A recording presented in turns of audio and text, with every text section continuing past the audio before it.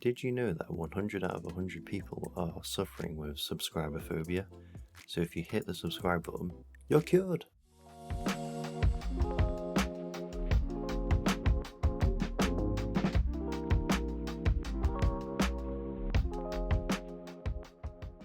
Hello Gadies and Gentlemen, it's Averageteadrinker here and we have a nice little cheeky +2 on this 23 Atal. I hope you've all been enjoying the season so far. I finally managed to snag 3k this week, so it feels good. As normal, I'll be doing tips and tricks throughout the video on noteworthy mobs and bosses. I'll link my talents in the description and I'll show my talents, gear, stats just before the key starts. Enjoy the video. 3 mobs which can be a pain here, and there's 3 casts funny enough to watch out for. First off, the Juggernaut has an ability called Merciless Assault, and this will charge the ranged player, so hopefully they're not stacked right next to you on the melee so you get cleaved from this. Definitely not happened to me. The Confessor has a really annoying ability called 170's Mantle, which makes all mobs immune to CC.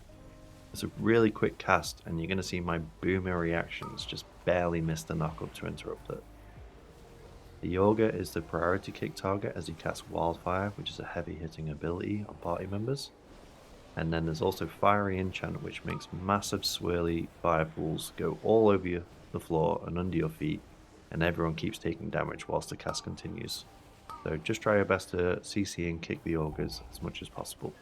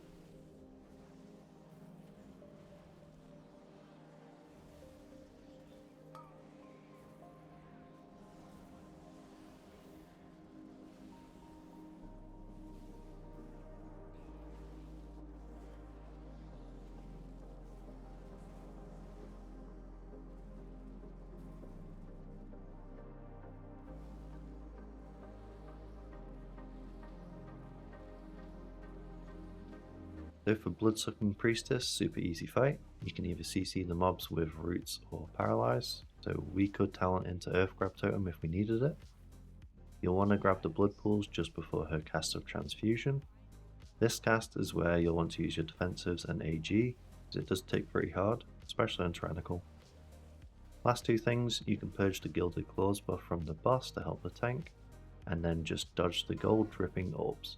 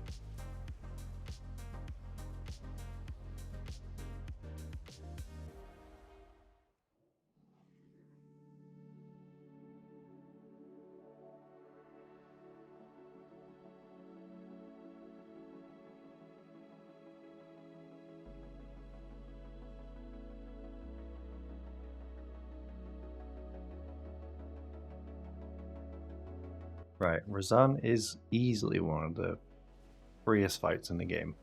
Basically, you need to watch out for two things. You need to LOS to Fear cast, but as a Shaman we can tremor the first and third cast and then every other one, which is quite handy because then we don't need to hide. Sight. As you'll see though, I am a monkey and I forgot to put on tremor after my last dungeon, so don't do what I did, and then in talents I will link it with Tremor Totem. And then the last thing is Pursuit, which is where you run basically as fast as you can away from the boss. You have quite a bit of time to gain some distance. But you want to ideally try hug the sides of the room and then run in a straight line, because if you run directly in the middle or you path him in a way to go over the little purple bone piles, it'll summon raptors. They can be a good thing and they can also not be a good thing, so it's probably best if you're in a pug not to spawn any of them. And that's the fight.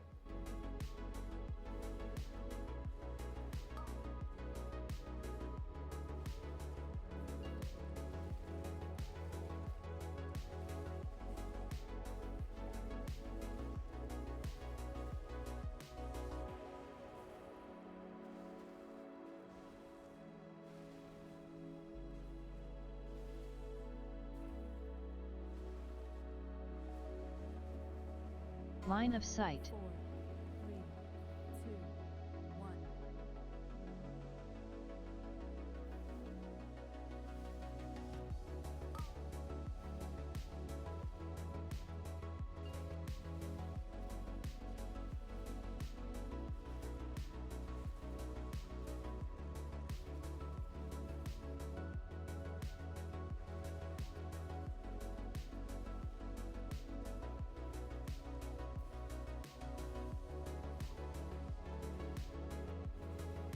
Line of sight.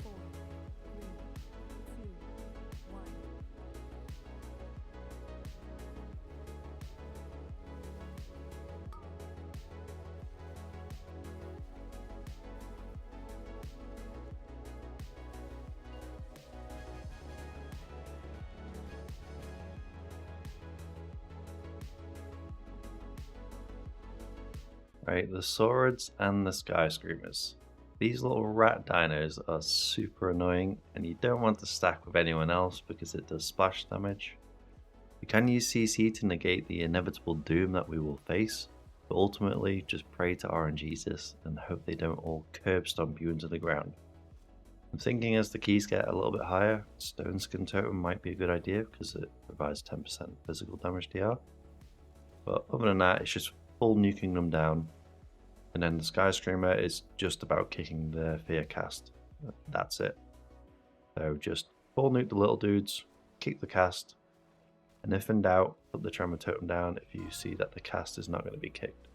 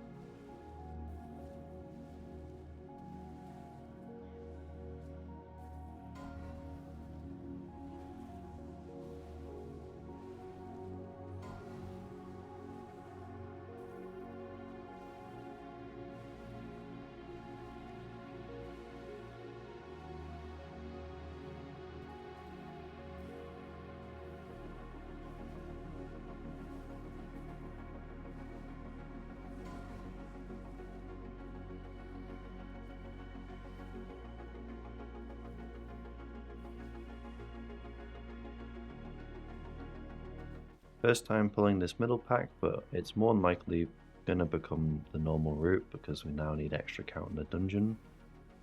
So the two dinos, one does a frenzied charge which can be dodged now, but you have to be quick.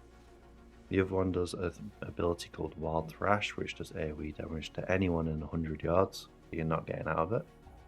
And then the Dinomancer does Quick Shot on random party members, and then a Deadly Aim cast which hits really hard. So there's a lot of damage going out, and things which can target you and kill you.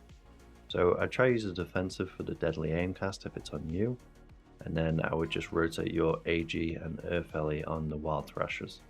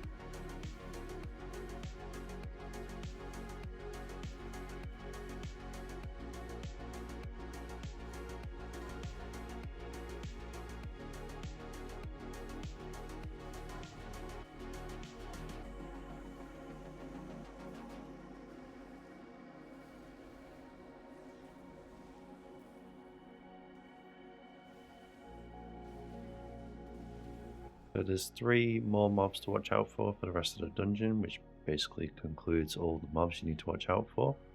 There are the Witch Doctors, Shield Bearer, and the Reanimated Guards. So starting off, the Witch Doctors have 2 casts. They have Venom Bolt, which hits super hard, and that's definitely the priority kick. And then their other cast is a Hex on a party member. We can dispel this off as a Shaman because we have a Curse Dispel, but make sure not to dispel whoever you are dispelling in the group. Wait for them to go out by themselves, because if you dispel them whilst they're next to people, they'll just get hexed. So, the vicious cycle. The shield bearers are going to cast a shield which reduces damage taken.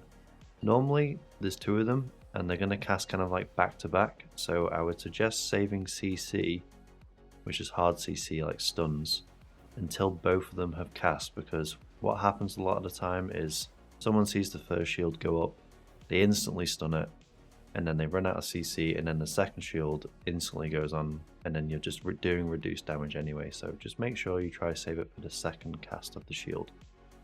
And then the last one, which we don't pull, is the reanimated guards. They're constantly doing ticking damage once you kill the totem next to them. That will activate them once the totem is dead. Try not to step in the green puke on the floor when they are active because it hurts if you stand on it, and just focus these ones down. Right, with Pukey Troll, he casts Noxious Stench throughout the fight, so make sure to kick that. Phase 1 is so good for Enhancement because we can multi-dot and use Primordial Wave on the other totems. You'll go to your side and then you'll just spread your Flame Shock and then burst them down. Makes the phase a lot faster. One thing I will note is, if they're kind of low on HP, just be wary with Primordial Wave because you may hit one totem on the other side which will crit and then the others don't, so you may be left frantically trying to get down the other totem, so just be wary of it. Once the boss fight begins, it's mostly just about remembering to kick the cast early, because the longer you leave the cast, the more stacks you get. And then you just tightly stack around the boss, move slowly. Once you get the green puke under your feet, you just move out, and you just kill the boss.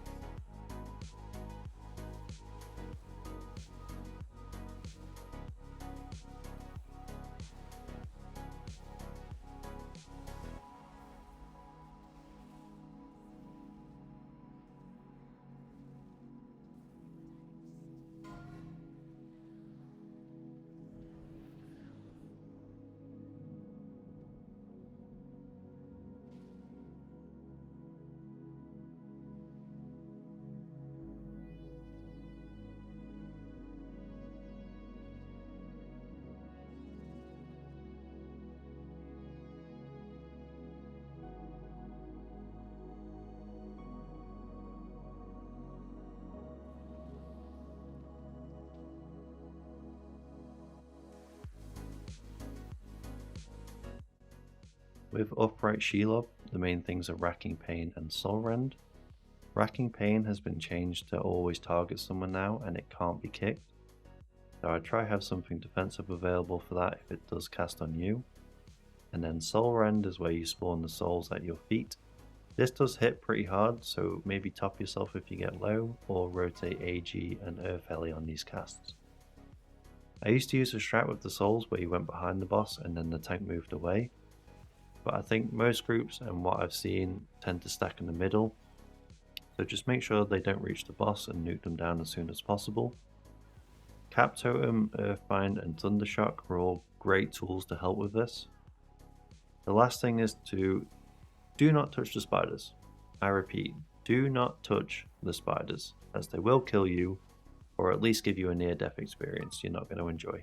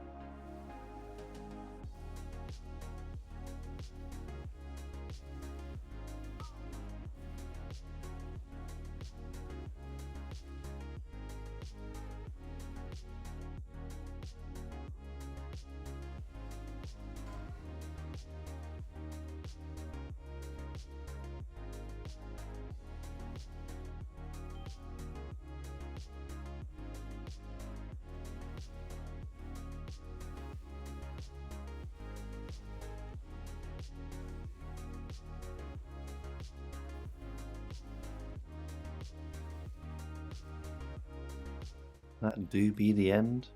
I hope you learned some things about the dungeon, and now you can go out there and blast this key and show people what's up.